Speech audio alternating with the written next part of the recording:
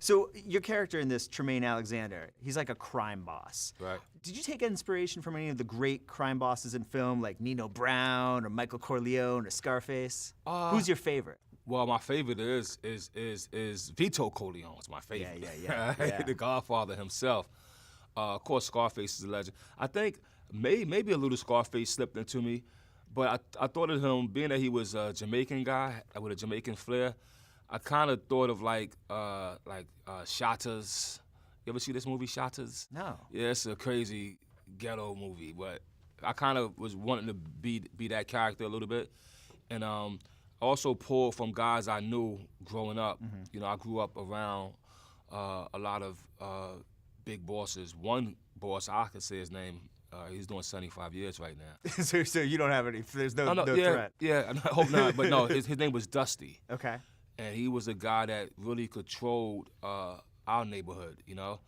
And he just had a demeanor about him where he had the biggest posse, the most feared, the most guns, and yet he took care of everybody at the same time. And he loved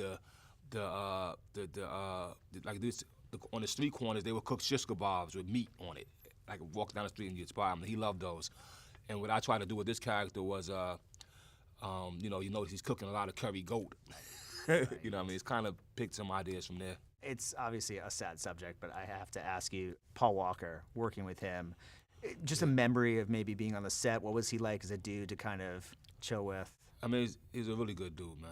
I mean, you know, you meet people in this business and maybe, you know, you're lucky if 2 out of 10 you want to see again, you know? And that's just because we have such egos and so much personalities that we develop before we meet each other.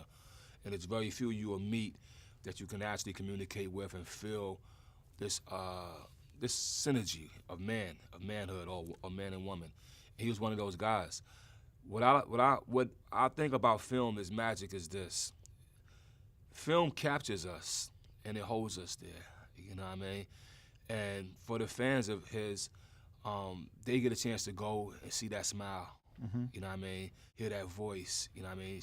For the girls who are in love with him, they get to see his physique in films. And Brick Mansion, I think, caught him at a very beautiful part of his life, man. And I'm glad that I saw him physically, but at least we could still see him.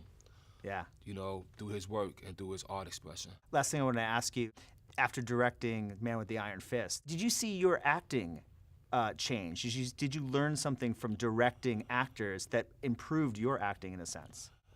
I guess, yeah. I mean, I think what more improved me wasn't that from directing. I'm working with Russell Crowe.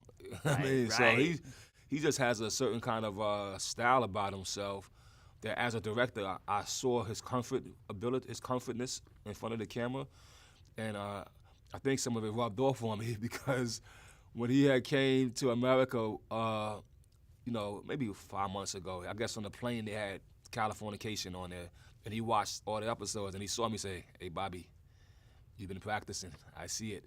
I said, "Yeah, man, I can't, you know, let you just come and get all the shine. I gotta sharpen my sword." So I think I'm getting better and better, you know. It's like anything you do. You work those muscles out and you get better. Yeah, well, you're great in this, man. Really thanks. I good. appreciate Thanks. that, It's great man. meeting you, buddy. Thanks, buddy. Thanks.